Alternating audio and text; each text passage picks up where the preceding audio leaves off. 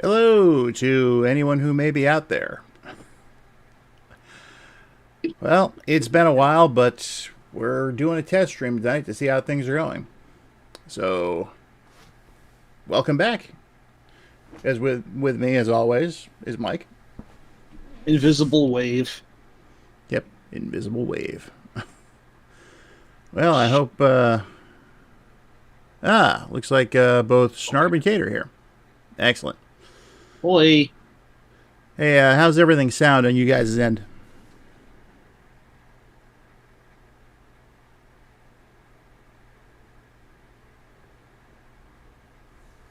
Okay. Perfect. Thank you, Kate. Well, you may have noticed the title of the stream, which is Papaya Clearance Sale. Yeah, I decided since we're just doing a test stream tonight, we're just going to go ahead and just talk about whatever the hell we feel like. Which will not necessarily completely involve video games. So it's going to be an all around kind of smorgasbord of a chat here, but we're not going for anything longer than about an hour and a half. So I was going to trollishly suggest we name this after we named the stream after one of Rob Zombie's most recent albums, but I'm sure that would have gotten vetoed if I had tried. So, oh really? Which one? it would whichever was the one of the ridiculously long name. Here, let me look at the Electric Warlock Acid Witch Satanic Orgy Celebration Dispense. What the fuck, Rob? Not you, Rob. That Rob. Oh, I know.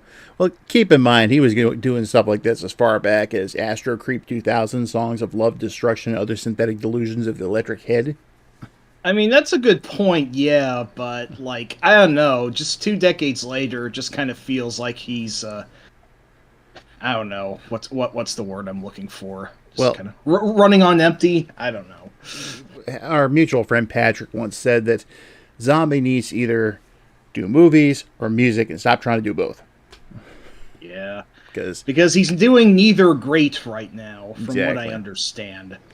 And you know Uh, he jumped from Hellbilly Deluxe 13 Tales of Cadavers cavorting inside the Spoo Show International to The Sinister Urge.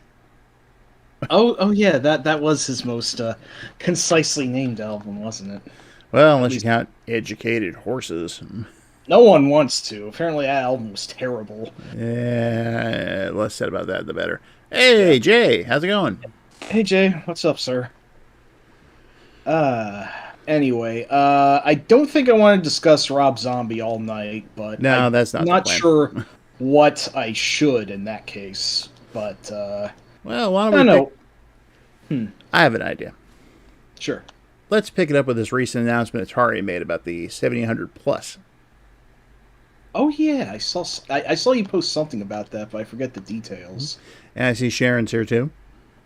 Hey Sharon, what up? Yeah, word spread pretty well already, I think. Yeah, well, I told her we were probably streaming tonight, so that's got to count for something. Nice. So yeah, the 7800 Plus, it's okay. Now one could argue since the appreciate it, Jay. That's cool of you to do that because I'm pretty sure no one else really knows we're doing this tonight. Yeah, I think Rob decided to do this like not even an hour ago, so Right around there. Well, Kate, cool. the 700 Plus doesn't really exist yet. I mean, it does, but it doesn't. It's the 2600 Plus that's out there right now. It's Schrodinger's console, basically. Yeah, well, it's coming out. I think they're supposed to be shipping it December. Oh, okay. Oh, if you want to go ahead and share it, go right ahead, Kate. So it's just kind of a way of saying we're testing this out, and if everything works out, we're coming back and picking up where we left off. Don't call it a comeback. We've been here for months. I don't know. The good times are over. Someone call Norman Lear. What? It's an old bit from In Living Color. Oh, Yeah. geez. Been ages since I've seen that show. Mm-hmm. I think the bit that stays the most with me is the riff off of Snow's Informer. Oh, God. Pretty, pretty great. Um, Yeah, that's like the Vanilla Ice one they did. Oh yeah. Love it how the jacket he's wearing on the back says, Grandma gave me this dumb jacket. Nice. Anyway, like we were saying about the 1700 plus, the 2600 plus does, it reads 2600 games and 1700. So ostensibly be going, okay, this is just what, the 2600 plus in a new shell? Well, not so apparently. Not only is it shipping with the latest firmware, but it also has an updated cart dumper and a bunch of other stuff they haven't gone into a lot of details about yet. But I'm on the Atari Age forums, and there's a couple people from Atari who do post there. We can talk about The Simpsons, but we're not going to do that just yet. Ooh. Okay. Well, So- continue for now. All right. So it's basically being shipped with a bunch of new games. And it's going to include Bentley Bear's Crystal Quest as the pack-in. So if you never had a chance to play that and you buy a 700 plus, it's now officially a Crystal Castle sequel. Whereas, That is so cool. yeah, it's like it was just a fan game before. And they're shipping a couple of new 2600 collections, like the M Network collection and the Real Sports collection. There's Conquest of Mars is coming out. Now, that's been available for years as Caverns of Mars, but they got the official license now, so they've renamed it. And that's... I forget, was that related to an Intellivision game, or I'm thinking of the wrong thing? Nope, it was on the Atari 8-bit stuff. Like the 800 gotcha. and whatnot. And what else are they doing for that thing? They announced, well, basically it seems that most of the 700 games that are coming out are actually officially licensed. Oh, okay. Yeah. What exactly is the 700 Plus again? Yes, it can use original cartridges. It is software emulation, not FPGA. So you can't use the Harmony Encore or the 700 GD in it. But you can use, they say that they've worked out so many. When the 2600 Plus came out, it couldn't play the entire library of games for either console. But they've updated the firmware to the point where now they can't. Even Pitfall 2, which they said was not doable at all. Cool. Yeah. It is perpetual music. Yes. But let's see. The other games are coming out. They've officially licensed Asteroids Deluxe again. And most of the new to the general public games are by Bob DiCrescenzo. Hope I'm pronouncing his last name right. Yeah, that's the guy who made Bentley Bear's Crystal Quest in question. Right. So, but yeah, the 2600 Plus has been a work in progress this whole time. And the 1700 Plus was just announced earlier this week. So, but yeah, so Bob's versions of both Berserk and Frenzy are being released. This kind of sucks. It's been available on Atari Age for years as one cartridge, but they've split it in two now. Capitalism is what it is. That's not Bob's fault, though. You know, that's some executive who did that. Yeah, but still, at least they're both still available, and Berserk and Frenzy are great. So, yeah, can't argue for those ones. Classic, good old shoot robots and avoid bouncing smiley face. Classic, as it were. And Atari owns those outright now. So. Oh, cool. And also, Space Duel is being released. That was kind of Asteroids 3, in a way. Interesting way of putting it. But this stuff, the most interesting one is Bob's brand new homebrew that he was actually contacted by Atari about and contracted to make it for him. He has done a brand new 1700 version of, get this, Bounty Bob Strikes Back. And I don't know if anyone here's ever played Miner 2049er. I don't think I played it, but I'm vaguely familiar with the premise. Well, stay away from the 2600 version. It's terrible. Okay, fair enough. It just moves way too slow. go for the one that's on the Atari 800. Oh, fair bingus. And Bounty Bob Strikes Back, I think, was exclusive to the 8-bit Atari line plus the 5200 and the ColecoVision, I think. Oh. Sweet. Yes, that's actually a really good way to describe it. It's like Donkey Kong and Pac-Man combined. So you get to bop ghosts with hammers, basically. Well, you just kind of run over them. They're mutants or something, and you run over them and they're gone.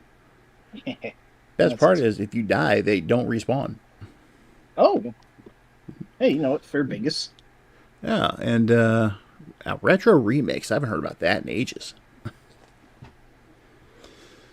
I didn't even know they did that for that. Yeah, what was that exactly? Was that like an Xbox Live Arcade deal? I don't remember. The name's not really... I don't believe so. Snarb, can you fill us in on that one?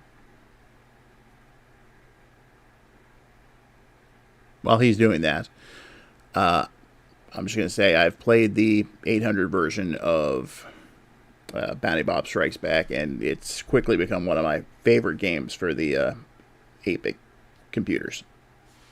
I'd expect as such. Why else would they make it the centerpiece like this? Well, it's actually the only completely brand new original game they're releasing for it, since the other ones have been out for years. And that's right, it was a site that hosted remakes of retro games. I remember going there once or twice in the past. But no, a little while back I picked up one of the Atari 400 minis.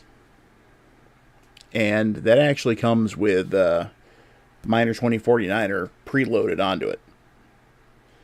And much like I think it's what the Amiga Mini and the Commodore Mini, you can actually load your own ROMs on there. Neat. So I have a little flash drive that's just full of ROMs for the 400, 800, the Atari XE, the 5200. And yeah, that's just great because I've been able to play a lot of games I played as a kid when there was someone I knew who had an Atari 800. Like the Adventurers edition of Pitfall 2. Oh, nice. Along with stuff like Pit Stop and BC's Quest for Tires. Love to see you mean that one? That one's based off of the comic strip, is it? Mm-hmm. Yeah, you play as BC and you're trying to rescue the girl. I can't think of her name, the blonde. And it's kind of plays like Moon Patrol in a way. Just, let's see what Snarp's saying here. Zane Deslina? I don't know if it had a U.S. name. I think it was called that across all territories. Not 100% sure. And yes, Kate, definitely a plus when you can load your own stuff. So, and really they called it Solar Warrior over here? Oh yeah, I vaguely remember that. That's a little bit of a generic name in comparison, arguably. I'll say. I never saw it under that name. I only ever saw it as Zane Deslina. Oh well. Where was I? Atari 800, stuff like that. Anyway, yeah, you can also connect a USB keyboard, so you can actually have keyboard functionality as well. Yeah. Oh, hey, Brandon.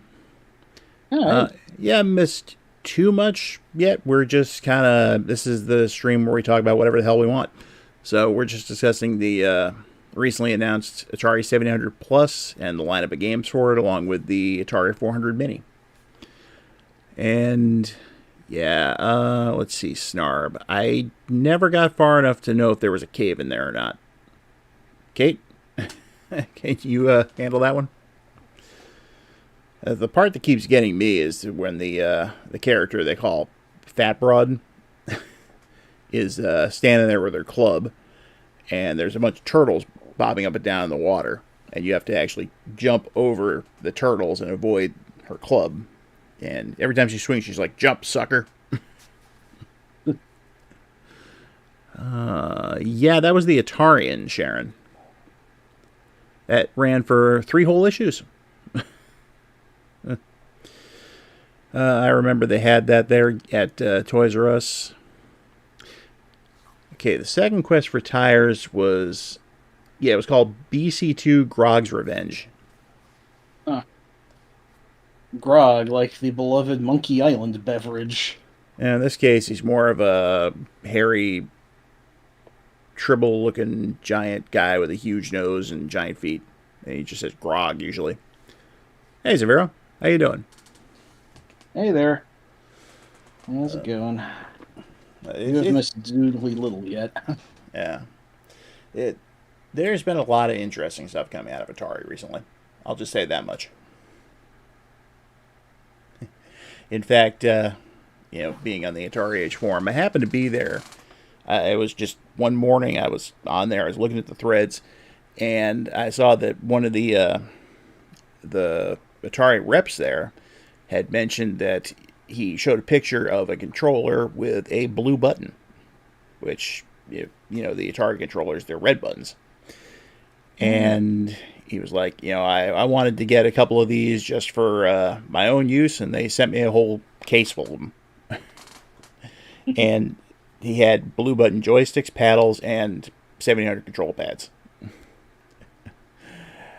And everyone who replied to that thread ended up getting one. Because I just made a comment like, I always thought that a Atari joystick with a different colored button would look strange, but seeing that, it's actually pretty cool. And he's like, well, you'll find out soon because you get a controller. Oh, cool. Very Oprah-esque way of putting it. Exactly. Everyone who chimed in got him. You get a controller, you get some paddles, and you... Hey, hon, how you doing? Yo, what up? Yes, Sarb, I agree with you.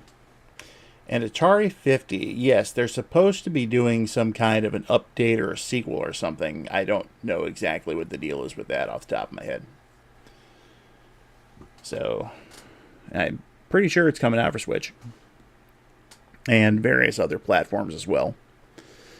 Now they own the rights to Intellivision's properties, and that includes M Network. And they've been buying up a lot of stuff lately. So we should be seeing some Intellivision action on there. Which is really strange to anyone who was there back in the day. It's like Nintendo buying Sega.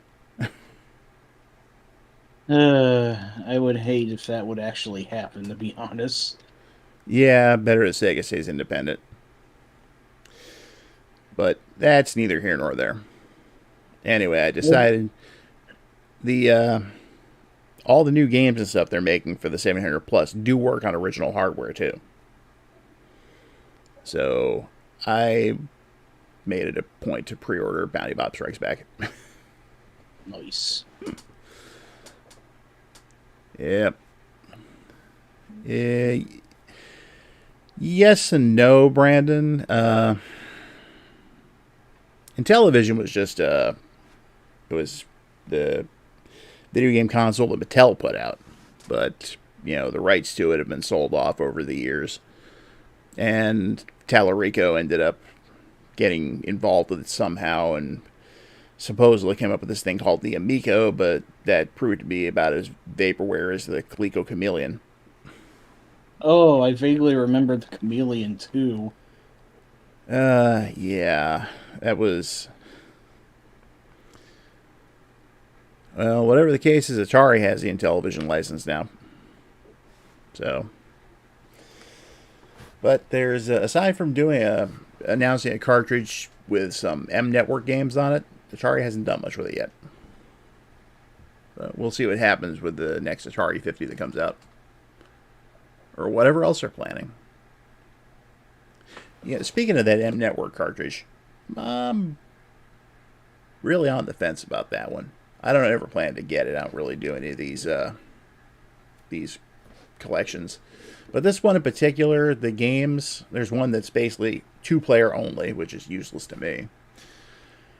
And they include Frogs and Flies, which is good. A couple other games I can't think of, but they didn't include stuff like Astro Blast or I can never keep the name separate, but I think it was called on one console. It was called Dark Chamber. No, not Dark Chambers. Like, let me look it up. I'll find out. Okay. Dark.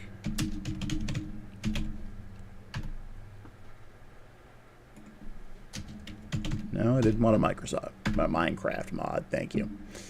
Night Stalker.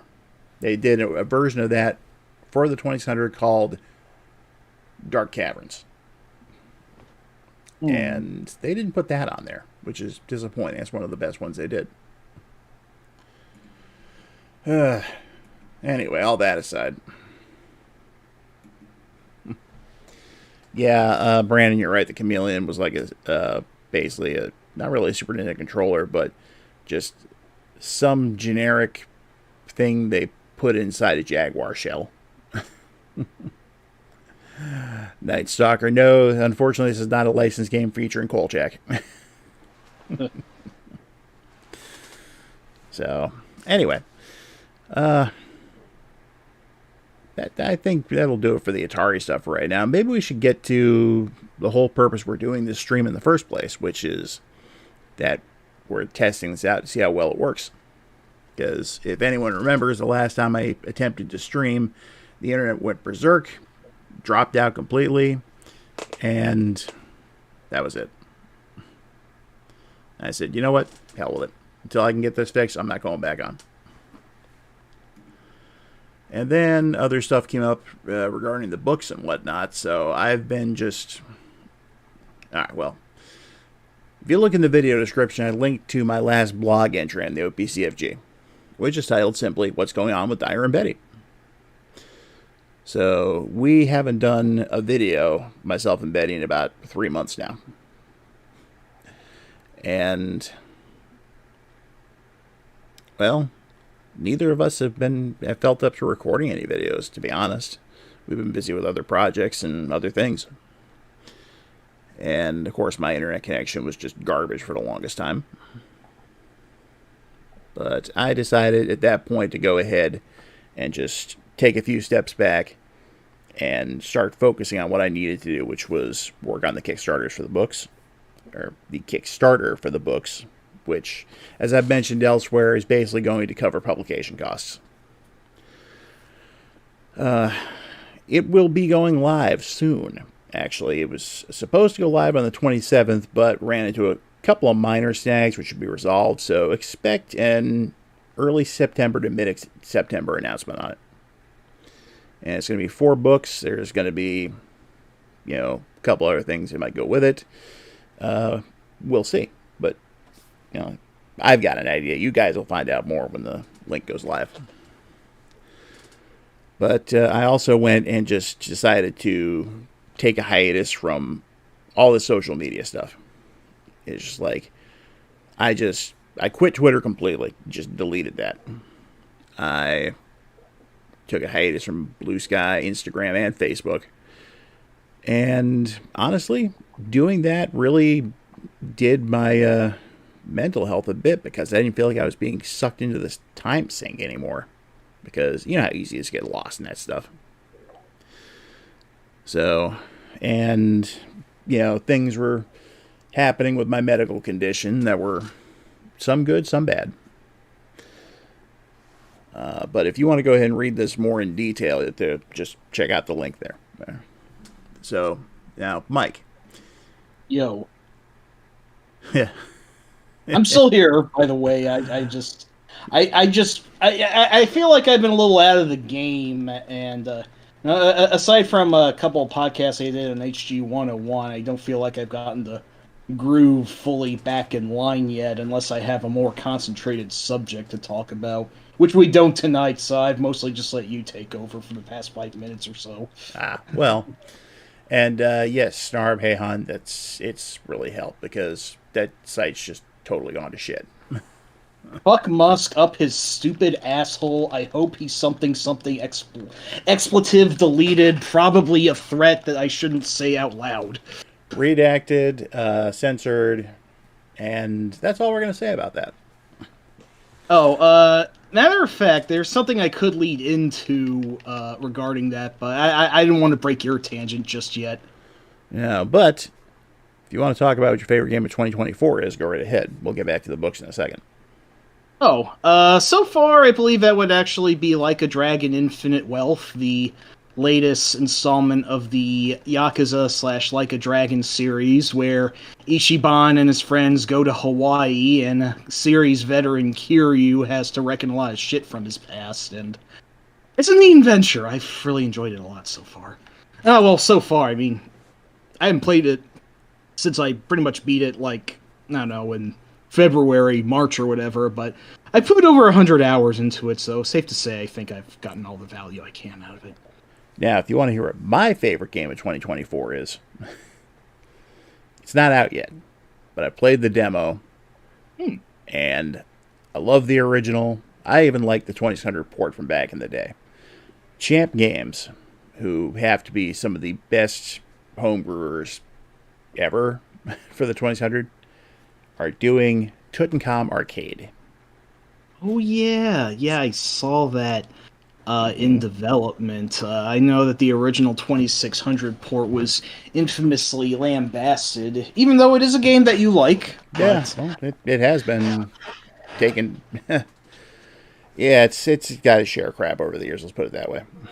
yeah, Yeah, so they're doing a much more accurate version, and it looks really cool. yes, it's going to make its debut at PRG, and then it'll be available for sale on their website. Which just Google Champ Games, you'll find them.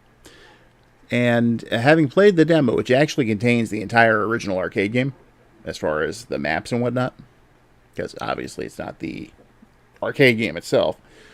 It is very accurate, and with the stuff they're using, the ARM chips and whatnot, they've actually been able to do a really good job at replicating it. Previous ones they've done, which also turned out phenomenal, were Scramble Arcade. Let's see, there was Super Cobra Arcade. They did a version of Kicks. They've done Zookeeper. Ah, the Taito one. Love Yes. that game. And their port is phenomenal. And they've even done versions of, they did Turbo Arcade and a game they retitled Elevator Agent. Oh, I wonder, this doesn't happen to be involved with a certain thing where you jump kick evil guys in the face a lot, is it? And try to steal documents and get down to your car at the bottom of a building while riding elevators. Maybe. That's exactly what it is. And it's amazing how well how well they did. They also did a really, really fantastic port of Galaga. Ooh. And yes, Brandon, you're correct about that. So that's why he's so much more well known these days. Anyway, so according to what John from Champ Games is telling me, it should be available into September on their website. So, anyway. Oh, there, we're talking about a Doom episode now. Mike, are you familiar with this one? I did actually play it in full, yes. As per this new enhanced version of old school Doom, getting a new port and all touch up by, I think it was Night Dive. Snarb would know better than I would. But Doom got this new port that also compiles all of its official releases, the first two games and their official expansions, the Master Levels, Final Doom, and Sigil, the one that John Romero made, and one more that I think I'm missing off the top of my head. But in addition to all those, there is also a new episode called Legacy of Rust, which takes 2 episodes of 8 maps each. So 16 new official Doom maps. Right, Kate. No Rest for the Living. That was the new Doom 2 episode that was put into console ports back in the 2000s, and it's very nice too. But Legacy of Rust, the new one, it adds some new enemies who are mostly all crap, and it changes out your plasma weapons for weapons that are arguably less powerful. There is some solid mapping in there nonetheless, although it is a little bit inconsistent. I think some of the later levels get kind of crungy, including this one near the end of the second episode, which just bombards you with 8 cyber demons in an easy to fall off of arena that you can't get back up from. That is Bush League level design, in my opinion. It's not very nice. But I did enjoy it overall, and it has kind of sparked Snarb and I's passion for Doom back up, and we'd like to look into more custom WODs for the thing, but Elixir of Rust itself, pretty good. Not the best Doom's ever been, though. So, Zafiro, what you bring up there, it's definitely true, but it reminds me of an old bit from Futurama. I was going to eat that mummy. This one's teriyaki flavored. Yep, that's the one. Anyway, talk a little more about the books. Mike? Yes. Since you were both my proofreader and editor on that, is there anything you'd like to say about them without any spoilers? I can't really add much without going into spoilers, but I can say that you basically write the sort of nonfiction that I wish I could. I just want to speak passionately about the things that I like and or, good stuff that I remember and, present it to a modern context for people who might not have been back in the day. That being said, you really relate a lot better to your own memory. My memory is shit, and I'm mostly just going off of what I know for things as they are now, which I'm not sure if that's a great basis to write a nonfiction book on. But, definitely good stuff. I think, anyone who's just looking to see what life was in during objectively better times, I might be overselling that, but would definitely enjoy these. So, definitely looking forward to them, and you should too if you're not already. And for anyone who's not familiar with them, there's going to be 4 books total. One is the final edition of Memoirs of a Virtual Caveman. When this comes out, I'm done. There will not be a 4th edition. First 2 are out of print. They're going to stay that way. And this will be the definitive one as far as I'm concerned. The second one is called Digital Archaeology. Now, this one, I'm just kind of show running it in a way because I didn't write any stories for this. This is all coming from people like Mike and Great White North. Hi. And a bunch of other people. So,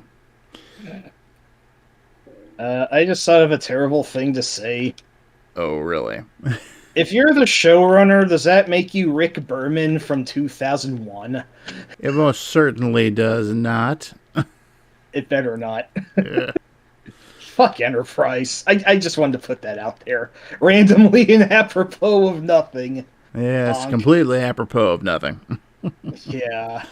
Yeah, sorry.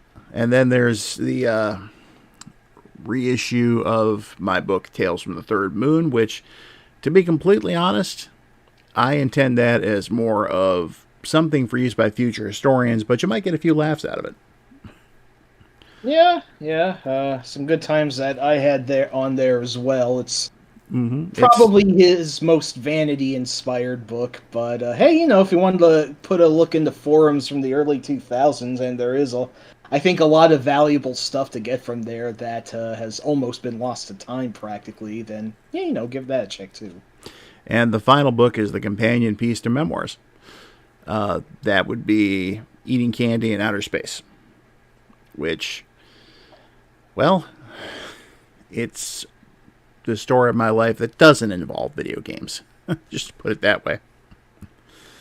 And there's a lot in there. You'll probably learn more about me than you ever thought or wanted to know. So, well, for what it's worth, I want to know more about you than I do Elon fucking Musk, so there is that. well, I gotta say that's appreciated at least. That's Yeah, I know, the lowest bar to jump over, but the hardest bar to limbo under. True. So think about it. Well, you might be asking what's next after that. And, What is next after that? well, hopefully it'll be stuff that'll take a lot less time to come out. One is going to be a book called The Chicken at the End of the Street. And that's essentially part two of Eating Candy in Outer Space. Mm-hmm. And then there's actual fiction. So I can't give you the title of that one yet because we don't have the final title decided. But as of now, that series has been in the works for 24 years. Mm-hmm. And it has been written and rewritten and rewritten and is being rewritten again as we speak. All just to get it to a publishable state. Yep, you're a true writer now. Mm-hmm. Never expected it to take quite this long. And never really expected anything to come out of it in the first place. It was a joke originally. Mm. So, but when it comes out, you'll definitely be hearing about it. And that's really it at the moment. I don't think I'll ever stop writing. It just depends on how, if you ever get to see the stuff I've written. Because hopefully it will see the light of day before I die. A fair goal, I would Yes. say. I think so too. So, anyway. So what else have you been doing recently, Mike? Diddly dick. Well, I know what I've been doing. I recently marathoned the 6 Rocky movies. Oh, you did do that.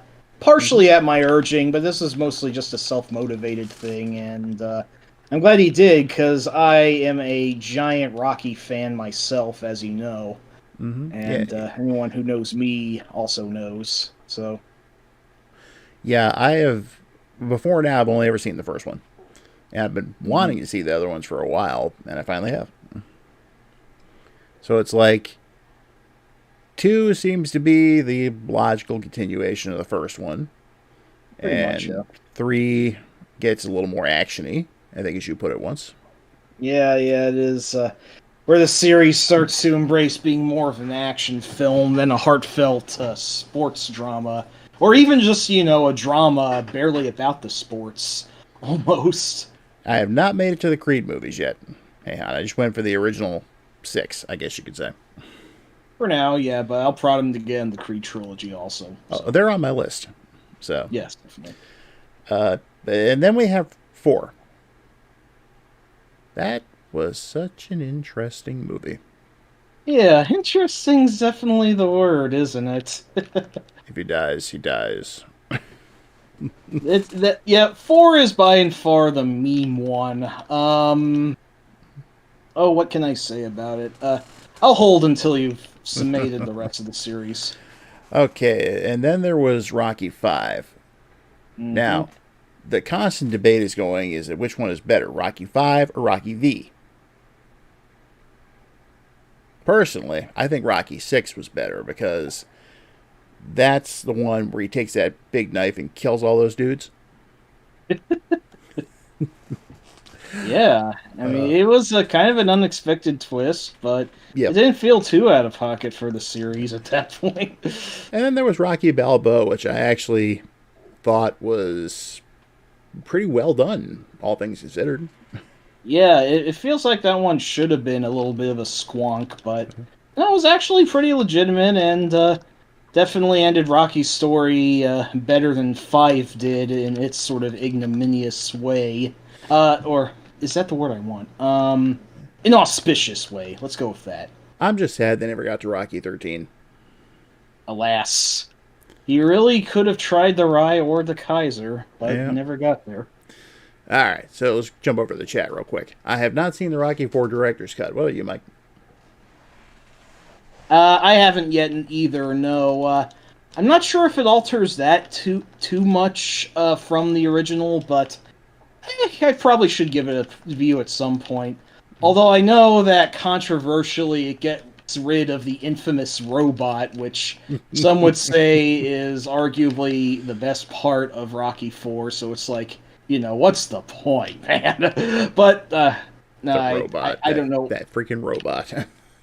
I don't really know what to think about the robot myself, too. It's just Oh, Rocky 4 in general is a very bizarre anomaly, really. It's really more montage than movie, almost. Like, Yeah. it has the barest essentials of being a movie, but, if you were to just condense it down to the plot beats and nothing else, I think it would only be like 40 minutes in total, if even that.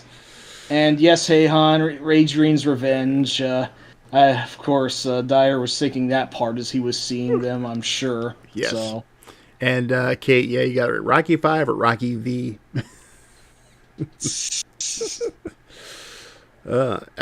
Snarb has never seen them. Mike? well, sir, that would certainly be something to get on someday if you have to focus on it. Kate Uh, doesn't seem to get the thing. the Rocky 5 or Rocky V? I think so. If that's the one, Mike, I'm going to ask you to link that. Wait, Link? Really? Link to what? Like, which one was better, Rocky 5 or Rocky V? Wait, I thought that was a bit you came up with. That's like a bit from somewhere else? Uh, you really forgot? I did, yes. Oh, Beavis and Butthead watching Frankie Goes to Hollywood. Oh, yeah, yeah. No, no, okay, I remember now. Okay, gotcha. That's not Mr. Uh, T. this was a Beavis and Butthead bit, Kate, actually. Yes. I'm not sure. Yes, sir, I remember that at the moment. It was just them being very dumb with Roman numerals, as they're often dumb with everything. Yep. Because that's Beavis and Butthead for you. But it's funny. Now, It I've is, only seen yeah. the first 3 Rambo movies. Eventually, I'll get around to the other ones. I just don't know when. Well, a sensible film scholar would tell you that First Blood is really the only one you need, and I might have to agree on that. First Blood Part 2 is an enjoyable enough action film for what it is, even if it's also, Reagan era Republicans, wet dream about how America really won the Vietnam War or some bullshit like that. But if you can ignore the somewhat insidious overtones like that, then, it's a dumb action movie that's fun enough. And Rambo 3 is basically the same. Maybe a little less better, but I still thought, it was fun enough for what it was. Speaking I as, actually... just speaking as someone who grew up during that time, you could not get away from First Blood Part 2. Yeah, no, it was a huge thing. It was very hugely advertised, and, it sort of really, for better or worse, just sort of leaned into the idea of Rambo being just this sort of unstoppable force of being, as opposed to just, a broken guerrilla soldier who, is just really fucked up as, First Blood would have posited. FBP2 just made him basically a Superman figure, for better or worse. I'd arguably say worse, but, it was what it was at that point. Wait, Snarb, you've never seen UHF? Oh. Is this stream turning into movies we're going to recommend to Snarb someday? At this rate, yes. Well, shit. I'm sure he hasn't seen a lot. I'm sure there's a lot that I still have seen. I, for my part, have really not been to viewing movies lately. My attention span is just fucking terrible. Yeah, well, oh, he has seen you, Chef. Good. Let's flip this around for a second. Mike, you've never seen The Fifth Element. Nope. I still haven't somehow. I know that's one of those meant to get to, never did to sort of deals. You should. I slept on that one for a while and it ended up being really good. Yeah, no, I did. It's probably Luc Besson's best work, from what I understand, or at least his most accessible. So, Uh, oh no, ca- wait, he's the guy who did the Professional, right? Shit, maybe that's that. guess. But fuck, I don't remember anymore. Kate, But yeah, I'll tell you that UHF is one of those movies for me, which is a permanent fixture in my collection. It's it's funny actually because the first time I saw it was right after it came out on video, and I was like, "Yeah, that was kind of funny, yeah." But the more I watched it, the more it started to gel with me. mm-hmm. It is definitely a weirdo of a film, and I will admit Getty Watanabe's "You Show Stupid" shtick is maybe doesn't hold up so hot nowadays, but Oh please, um, that but that it, that's not an Asian caricature. It's just his character in the movie. hmm. Really Even isn't. the part where they jump out of the supply closet and say "supplies," that's kind of iffy in my opinion. I'm sorry. Maybe it is, but at the same point, they were being completely accurate. They were in a supply closet. They opened. Yeah, but I don't think I should dwell on this point very long. Probably not. Anyway, um, Uh, anyway, but yeah, I just haven't been in a very movie-ish mood. I'm pretty sure the last movie I have ever seen was Dune Part 2, and that was all the way back in March. So I've been movie-less for 5 months and counting. I still have not Uh, watched June Part 2. it's good. I think I'm going to do that tomorrow. Yeah. Oh, yeah. Definitely a good idea. I'd recommend it. If you like the Mm-hmm. first one, there's no reason not to see the second, I think. I like And if Dune. you didn't like the first one, then I don't think the second one's going to change your mind. But there's always the Lynch film if all else fails. I like Dune in general, so I thought I did too, yes. the first one was good. And yeah, Sharon brought up Weird. Have you seen that? Weird what now? The Al Yankovic Yeah, yeah, story. yeah, yeah. The one with Daniel Radcliffe, right. Mm-hmm. That was pretty goddamn funny. Yeah, a real piss take of biopics, if I do say so. And considering how I feel quite a few of them are Oscar baity by nature, I think this was a great send up of that sort of film. Well, it's So like, yeah, they're going to do a biopic on Weird Al, and of course it's going to be a parody. It only makes sense. exactly. Uh, Lupin the Third, huh? I've got Castle of Cagliostro kicking around somewhere, but I haven't watched it yet. Yeah, Kate and Zaf have really been into Lupin lately. I feel like I should get on board that train as well. Although I am a little bit afraid of stepping into some tropes that don't hold up so hot today, but I guess that's just sort of the dice I'm going to have to roll. Yeah, Dependent. you kind of do, really, in a lot of these cases. Yeah. So, I mean, I'm looking for just a lot of really fun and goofy action, which the series will almost always deliver on in most cases. I'm less enthused about the possibility of Lupin being an outright rapist, but again, that's just the dice I'm going to have to roll in that case. yeah. Now, I played the Lupin Famicom game, and that's interesting. I thought that one sucked, or am I thinking of the arcade game? I don't know. That was like a Dragon's Lair kind of thing, if I remember correctly. Oh, you mean Cliffhanger, right? And I thought there was another Yeah. Lupin game, like, made by Taito, was it? That was, like, really old school and just really not great. That could have been the one And by yeah, Namco. maybe. Shit, I don't remember. Yeah, I've heard the Fuma Conspiracy is one of his best movies. I'll definitely have to get on that at some point. Although, as far as other movies that I've been watching lately, I watched one for the first time the other day I've been curious about it for years. What's that? Dead Men Don't Wear Plaid. Dead Men.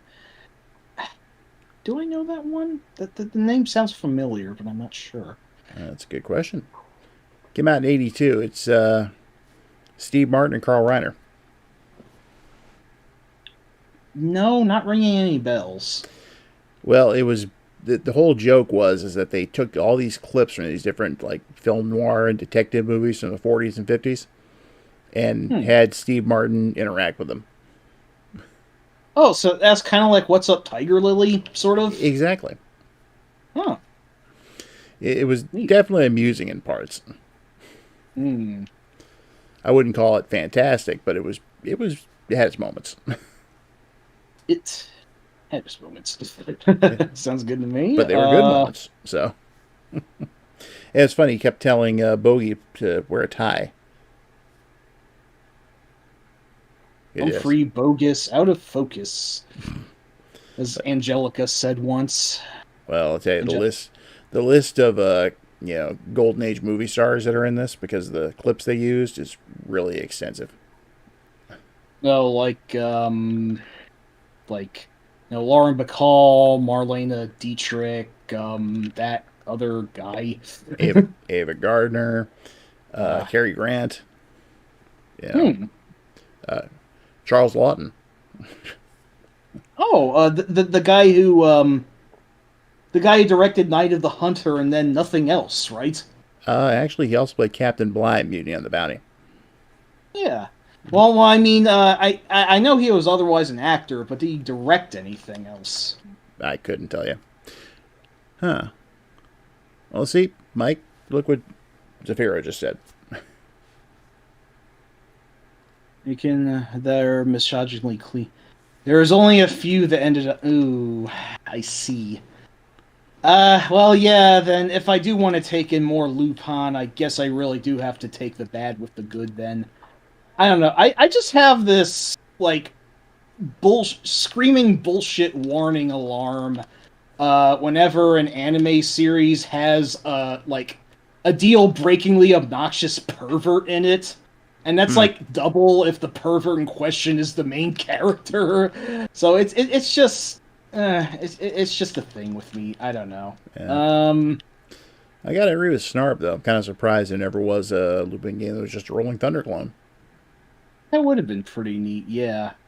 Also, I have to ask, as usual, whatever happened to Lupin 1 and 2? I'm sorry. They died. I guess they actually did if he's their descendant, yeah. But, if you really want to go that route, we do have this still.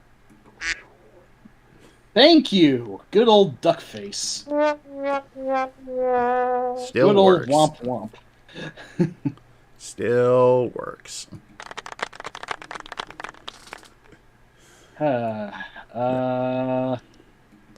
Well, I do have something of an excuse for why I haven't been watching as many movies, because I've mostly just been marathoning, all the Simpsons episodes I didn't get to before, which is semi-spurred on by my friend Andrew, who's doing the same. I guess it's sort of an interesting expedition that we're going on together, but it has yielded some interesting fruits. There are a few later day gems in there that I actually ended up enjoying more than I thought I would, but as you'd probably guess, for the most part, it has kind of felt like pulling teeth. Yeah. This season we're on now, especially, season 26, is just... Oh, it's fucking death, practically. In fact, I wanted to loop into this, but, I was hurling insults at Elon Musk earlier in this stream. Oh, is this where you're going to talk about that episode that was worse than Lisa Goes Gaga? Yes! The Musk who fell to Earth. Elon fucking Musk guest starred in the Simpsons episode in 2015, and it is worse than the Lady Gaga episode, and I still feel like I've been scarred by it. I feel like it did actual psychic damage to me that I still haven't fully recovered from. Sharon, funny you say that. I'd say that Elon Musk having his dick unironically sucked, metaphorically, but still, on a Simpsons episode is more horrifying than most actual Treehouse of Horrors.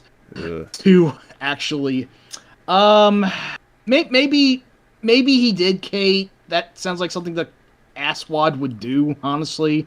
Yeah. But I just to break it out there for a sec, Mike. Yes, Brandon, I have heard about that Indiana Jones and the Great Circle. So yes. I hope that I likely will not be able to play it at all, but I'm going to get a copy anyway because I might be able to one day. And I think it has a chance of maybe finally being the best Indiana Jones game after Fate of Atlantis, and of course that's being developed by Machine Games, who have been responsible for the new Wolfenstein games. They know a thing or two about killing Nazis, so yeah, I think. Yeah, unfortunately, no Maynard James Keenan here, Snarb. Okay. Treehouse of Horror thing? What's this now? All right. Last night, I think it was last night, it was Friday. Yeah. My father called. Okay. And Sharon and I were talking to him about stuff and movies. And then eventually that turned into me telling him, because he's a big baseball fan, ended up talking to him about Homer Bet. Oh, yes, excellent. I had to bring up the whole bit about Burns wanting the players that he wanted originally, like Honus Wagner. He was my father was kind of impressed with some of the choices they picked for that. Nice. Was it Mordecai Three Finger or whatever his name was? Well, somehow that led into a discussion about Ready Player One, which led into a discussion about The Shining. Oh. And, well, he'd never seen The Simpsons. I think he's seen a couple episodes here and it's about it. She doesn't watch The Simpsons. So, okay. I was like, oh, so you don't know about The Shinning? And it's like, you mean The Shining? It's like, you want to get sued? Of course. That is indeed the right response to that. Yes. So I did show her The Shining. Nice. She's a big fan of The Shining. And, of course, since it was in that same episode... Hey, welcome back, Jay. Oh, yo, what up? Since it was in the same episode, I had to watch Time and Punishment. Yep. Oh, I wish I hadn't killed that fish. Probably still the greatest Simpsons Treehouse of Horror bit ever. Or yes. Definitely high up there. Just too bad that Nightmare Cafeteria didn't quite make that. I appreciate that one as being actually legitimately horrifying, but it was a little lacking on the humor front, yeah. Mm-hmm. So, yeah. Wait, hang on, I misread. Sorry. I mean, I can easily... Oh, okay, I see that. Ran into the... Okay. So, you did your research on which were the sexist ones in that case. I mean, I'm willing to still take some of the bad ones if they have something worth looking into for Lupin, but, yeah, definite bonus points if Lupin himself isn't a creep, I will say, so... So I think the lesson we can take from this, Mike, is that you listeners of Arrow, they know what they're talking about. Yeah, no, that's totally fair. Mm-hmm.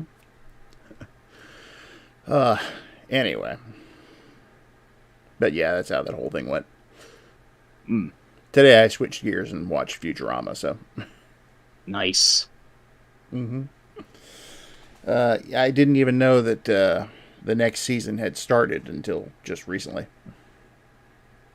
I wasn't aware of that either. Admittedly, I even kind of forgot it was still going. I know there was the whole Hulu thing, but I thought that was only just like a one season and done deal. I don't know if that got another one. Nope, they're 4 episodes into the next season. Oh, son of a bitch. I really had no idea. Mm-hmm. Huh. So... but beyond that, let's see. So I haven't really watched much in the way of television, though I will be watching in October when the final season of Star Trek Lower Decks starts. Ah, yes. Same here. Lower Decks has been a much more valuable treasure than I ever would have figured. I also know I need to get more on Discovery, but my focus has been shit for anything that's above 22 minutes in runtime, so that's been really off and on. I'm sorry. Well, I take it back. I actually was running a couple of DS9 episodes recently. Oh, cool. Mm-hmm. Ella Moraine. Then you'll see Ella Moraine, something Alan B. Moraine, Lemon Meringue. Oh, Jesus But Christ. speaking of movies, the last one I actually went and saw, because I do still go to theaters from time to time, Hmm. was The Iron Giant. Oh, yeah, that actually ran somewhere recently. Yeah, Very nice, very nice. the local theater chain in this area does flashback cinema. So, and this is the first time they've ever had it, and it happens to be one of my daughter's favorite movies of all time. So, she and I went to go see it. Only people in the theater because we went for the first showing on the first day. Hooray. Oh, that was great. It's like we got the whole movie to ourselves. I think a couple of the people walked in, but I didn't even know they were there. Mm. But yeah, and it's like I've seen the movie before, but the last time I watched it had to have been probably, I don't know, 10, 15 years ago. So by the time I saw it, it was like I'd completely forgotten everything about this movie. Oh, excellent. So it was like seeing it all over again. And they even included new footage. Really? Or, Wow. well, cut footage anyway, or whatever didn't make the original cut. I'll be Yeah, it's damned if I can pretty tell you what that was, though. Yes, Sharon, you were with me and Nat when we went and saw that.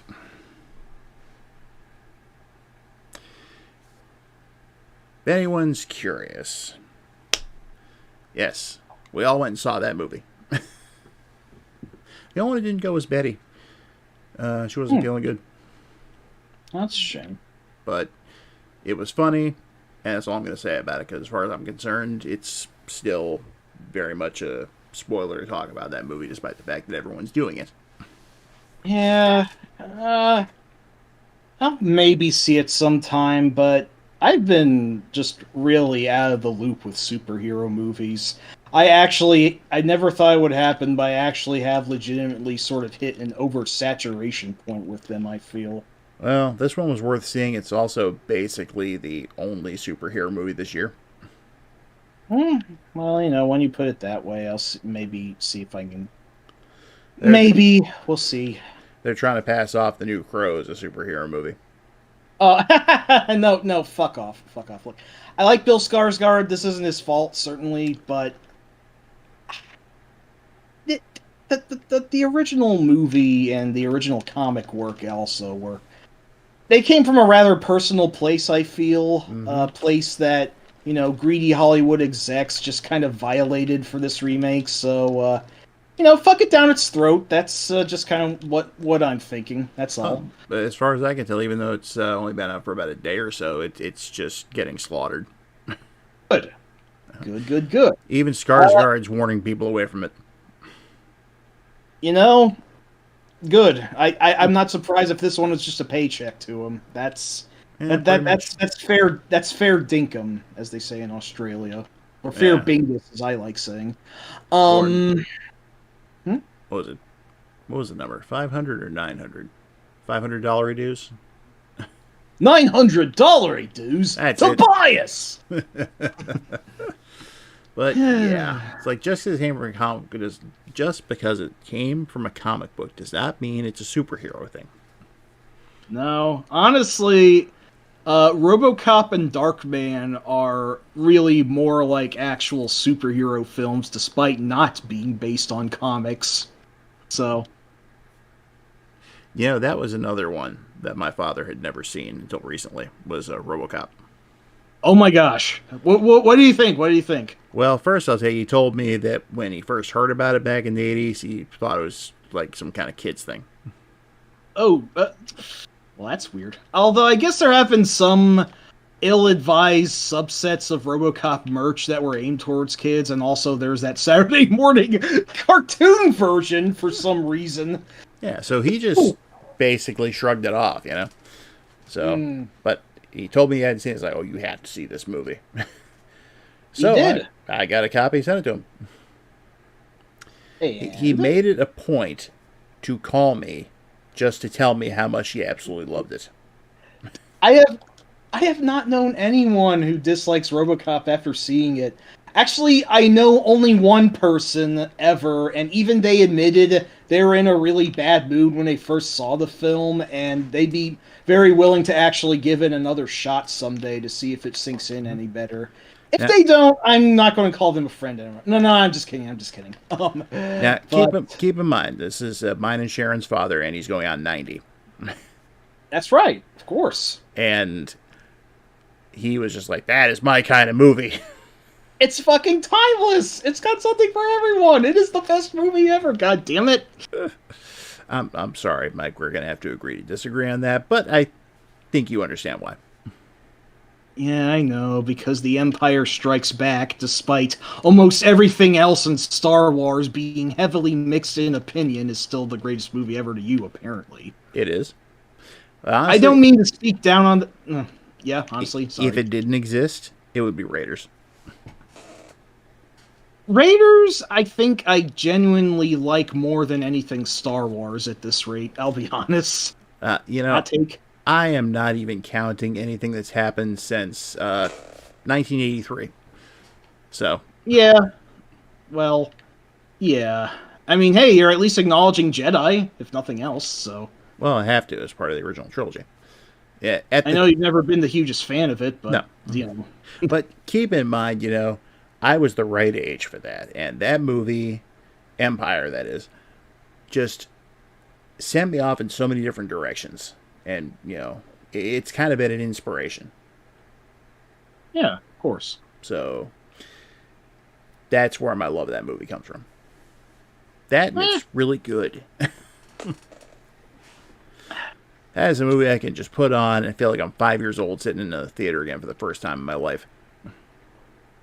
I'm not going to contest that, but I have to admit, I think I actually do like the first movie more nowadays. Oh, that's great.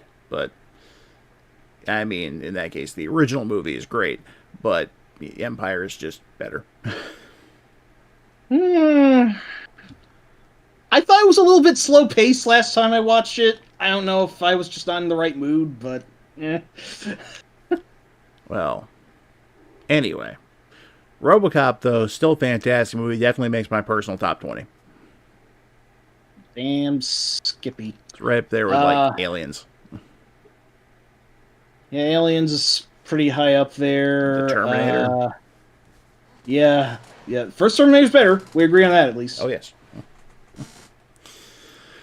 But beyond that, let's see. Let's get away from movies for a few minutes. Aw. Sorry, Mike. There's a subject that I very rarely, if ever, talk about to anybody other than you and a select other group of people. Yes. And that's music. Yeah, I know. You actually tend to be, what's the word? Very opinionated. Yeah, a lot more, I don't know. Is it unfair to say defensive in this case? Well, I can be very defensive when it comes to music. Okay, so it's not unfair then. Mm-hmm. Now, first, I'd like to thank Kate for hooking me up with some recommendations a while back. I would be thrilled if she would hook me up with some more. Nice. Hint, hint. But about 20 years ago, I went through this whole period called the Great Crash, where I lost not only my entire video game collection, but a good chunk of the movie collection I had at the time, and a good chunk of my music collection. But that one hurt. So, all right, thank you, Kate. But lately, I've been starting to hit like the discount bins and eBay looking for deals on CDs that I lost at the time, and I've found several of them and own them again now. So it's nice having them back. Stuff like White Zombie's last two albums. Because, there were those two before those, but no one ever remembers those. I still can't fucking believe that. I genuinely thought they only ever had 2 albums before it just moved into Rob's solo stuff. Nope.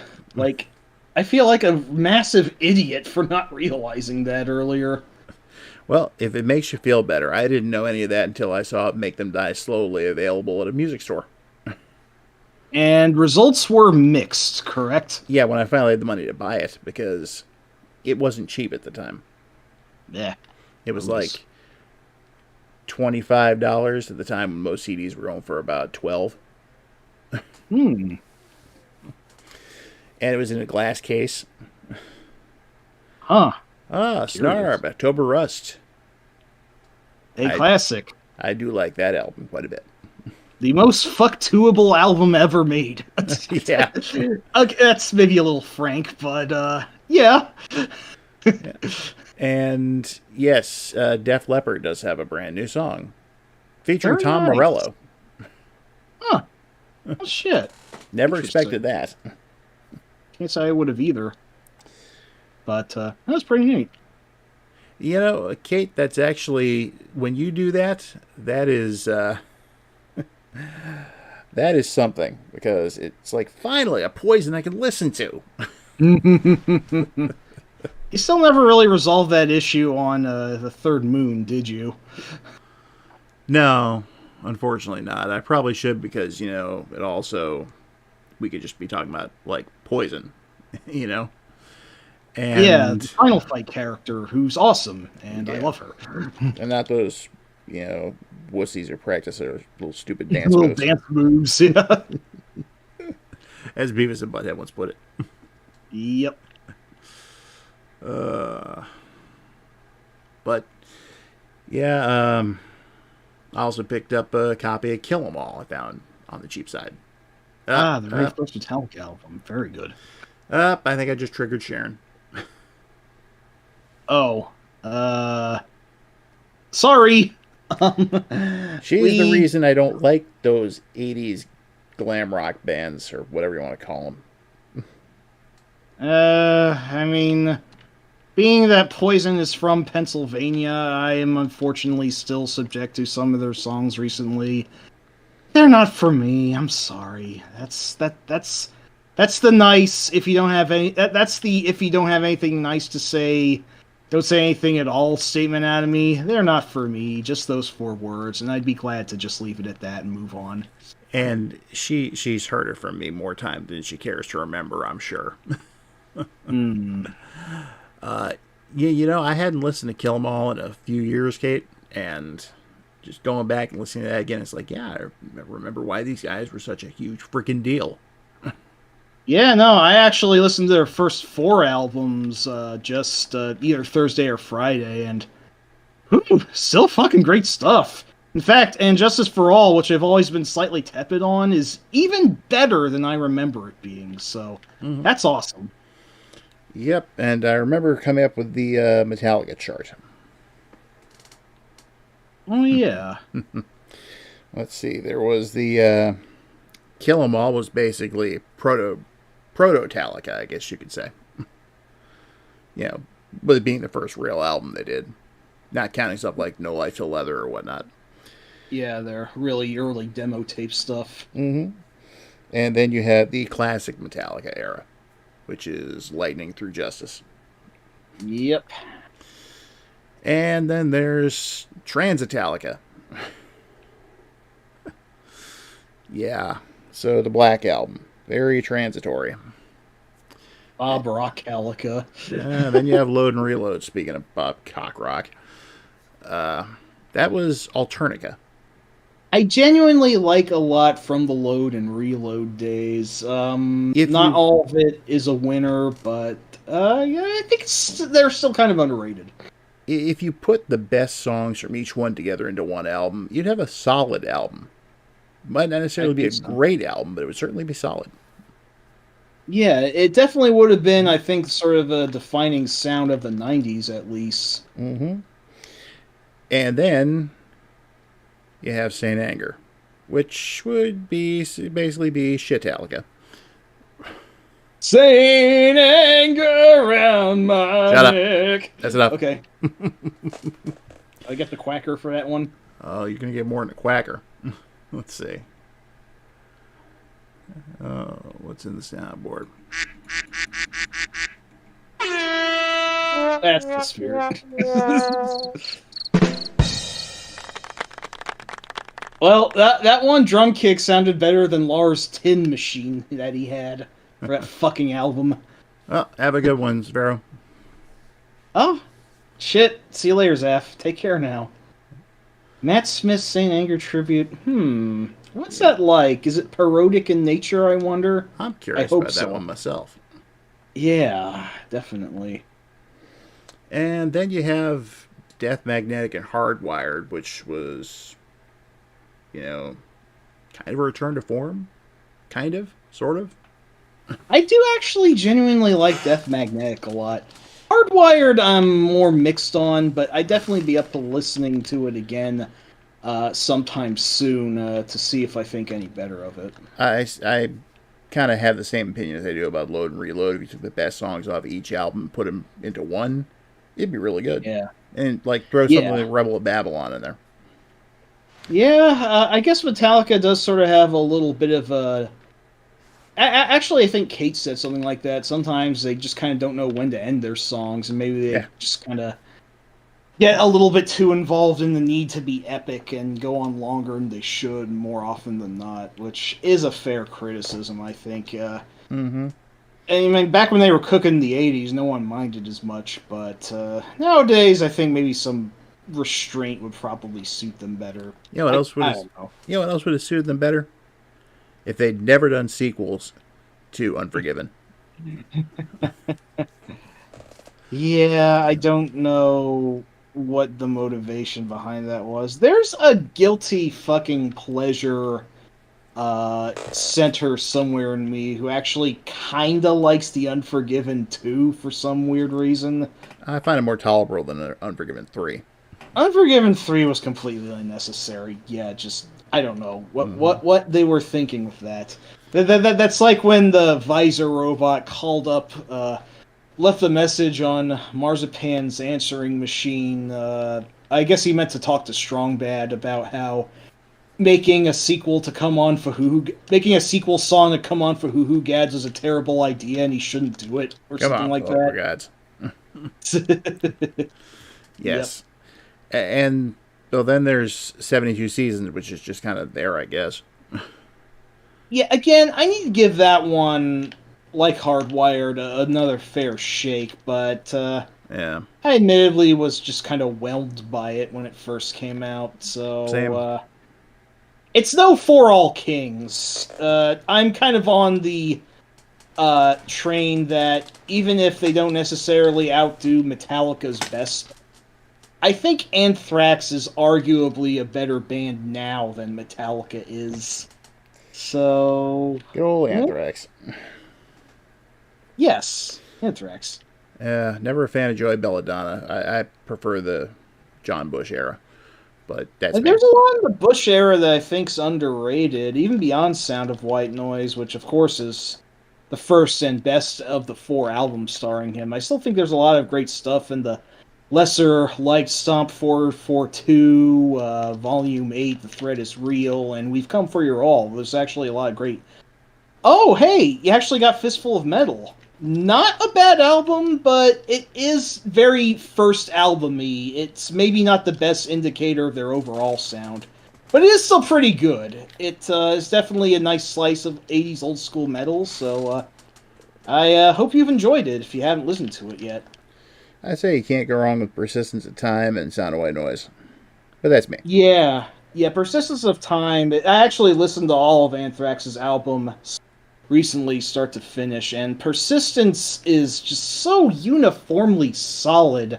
Rob and I occasionally do this thing where we try and listen to every album in a studio album that a band's done and try to pick out what we think the least best track for each album is. Yes, and I did this recently. Yeah, the least best of, exactly. And I did this recently with Anthrax, and it was kind of hard for most of the albums, but Persistence of Time was practically impossible. It's just a really great fucking album from start to finish, and I really had to... I just kind of had to pick one from, near the end of the album that I still thought was really good, but I guess my attention was waning on it, and even then, I don't know if that was a fair call. It's just... It's just tricky sometimes. I can affirm that. Sharon just brought up a very good something. Oh, Anthrax was on Married with Children? Holy shit, that's awesome. Episode titled "My Dinner with Anthrax." It's great. Holy fuck, I might have to actually view that at some point. That It sounds awesome. it is it also it's you haven't lived until you've seen Anthrax all singing a cappella, That does sound pretty amazing. but with a special guest singer on top of that. What, Al Bundy himself? Oh no, not Al. Have you ever heard of Ed Oh? Kooky Burns? I don't think I have. Well, don't look him up. Just watch the episode and see. Hmm. All right, I'll take your word for it, I suppose. And just remember this. They're going to eat the mystery pack. Even Dad won't eat the mystery pack. These guys are cool. Oh, Lawsy. What? It's probably one of my favorite Married with Children episodes. Yeah, no, I have heard it is a good show. I also know that, yeah. But they do play a song from Persistence of Time. Very nice. And Very I'm nice. trying to remember which one that is. I'll find out in a second. Let's see. It's just an astoundingly consistent album from start to finish. Like, the only track that sticks out like a sore thumb is is their cover of Joe Jackson's "Got the Time," and even then, I really like that. I wouldn't boot it out of the album. It's not incongruous like the fucking Dog Day Sunrise was on Demanufacture. Yeah, that just made no sense. Yeah, that one's pretty out of pocket. Do you know that Joe Jackson himself actually trashed that cover? Oh, But wasn't a fan. Not for the reason you might think. Oh, what's up then? He thought it was too slow. Oh wow, that's actually kind of hilarious. Yeah. Anyway, the song they play in the episode is "In My World." Ah, yes. They don't play the whole song, but what happens while they're playing it is worth watching. I'm just remembering it right now. It's like, okay, that's hilarious. So, very good. fun fact about Anthrax. I found this in an old issue of EGM. I remember seeing it back in the day. They visited Tecmo. Really? Holy Really? crap. And they did this, and while they were there, I think it was actually just two of the guys, but they had a special custom title screen made up for them. Oh my god, really? And they got to sneak preview Ninja Gaiden 2. Oh my gosh, that's awesome. I'm gonna find that and link and send you the picture. I actually talked to the guy who was the basically the lead artist there at Tecmo USA at the time, and he was featured in that little thing they did in the magazine. He's the one that did the custom title screen. Oh yeah, that's so cool. Nice guy. I wanted to interview him, but things just never worked out. I gotcha. Bathory, I've actually never really heard. I've heard of them, but I don't know a lot about them. Yeah. So, I'm trying to remember who that. There's one band, Kate, that you'd recommend that I really liked. Although I've yet to go look up anything else by them. Let me see if I can find out which one that was. Okay, it was.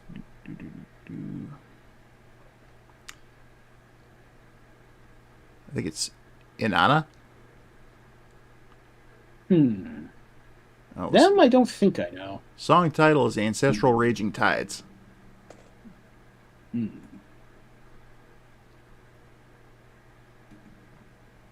Ah. Yes, that is them. And yeah, I know I've been hearing about Bathory for a long time, but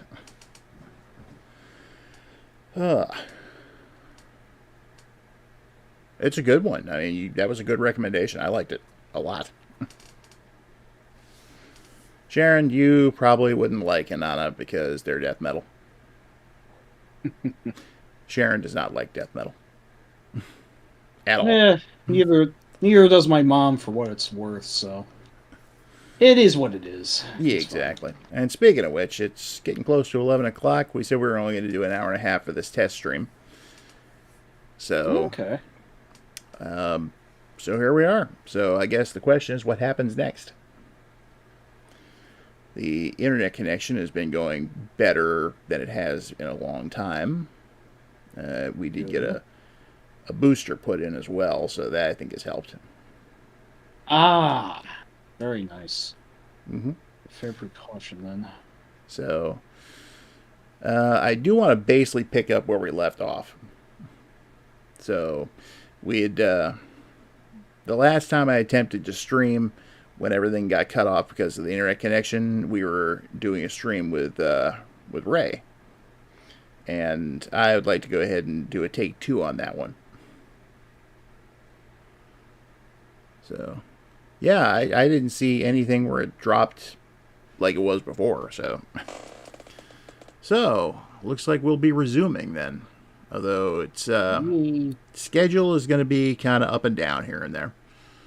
What with us going into the fall, there's some stuff going on. Obviously, the holidays will be coming up, and there's certain obligations. On top of that, I've got a birthday party to go to soon. It's my oldest grandson, or my second oldest grandson, pardon me.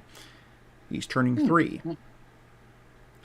Dang, Kid very loves nice. monster trucks. Oh, neat. So I got him a present. The way I see it, if you're going to go with a monster truck, for a monster truck loving kid, go with the classics. I got him Bigfoot. I hope you don't mean the NES game. Why would I do that? Thank God. Okay, just checking. His parents, I don't even know if have ever even played an NES. Okay, well, fair bingus. And he's 3, you know? No, this is an actual big, toy for him to play with. Sweet. Yeah, it's an official Bigfoot thing, so. But yeah, so we're back up and running, and I feel like we can probably do this from now on. So we'll just see how we end up scheduling things, and we'll go from there. Yeah, it'd be nice to be back in the swing of things. I'd be lying if I said I really had anything productive going on. I've just basically had a very lazy summer where I'm just trying not to melt to death and hope that the Democratic Party's gambit works out for them. But Right? let's not get into that. Yeah, that's kind of an automatic thing on my stream is no politics. Yeah, please do. With the soundboard Kedro Pine on my terrible insurrection there. Anyway, we may also change up the days we stream a little bit too. Okay. I haven't discussed this with you yet, Mike, but No, you haven't. no, so I've actually had most of the Saturdays I've been having recently. I've been busy with stuff, so Okay. and that doesn't seem to be changing anytime soon. So we may end up doing the odd Friday or Sunday night as well. Okay. No, that sounds good to me. So I would probably prefer Friday because, Sunday and all, I yeah, guess they technically qualify as work nights, but, we'll play it by ear. We'll see what works. exactly. And yeah, I missed him too, Kate. But at the same time, I didn't. I don't know if that sounds like a paradox or what. It was kind of like, okay, I don't feel like I'm obligated to go ahead and get stuff together. And we never used to do these on Fridays, Sharon. They were always on Saturdays. Once I had a Monday, I think, and I think once I had a Sunday as well. But that's been, mostly Saturdays. Okay. Anyway, so by the next time we stream, I should have an official date for the Kickstarter, if it hasn't already gone live by then. And Nice. I will be ending my hiatus on social media when it does go live. Although I still don't think I'm going to post too much. Yeah, that's So, fair. I probably wouldn't either. no, we didn't. We didn't do Fridays. Trust me on this. We'll talk about this later. So, you're saying that the clown show is no longer on hiatus for retooling? Nope, I think it's been retooled. So, All right. But when the Kickstarter does go live, I would appreciate anyone who's willing to obviously donate to it. Get a book, get all 4 books, do all that good stuff. If you can't do that, there's going to be other things you can do. Share the link, get it out there. The usual stuff. Like, share, subscribe.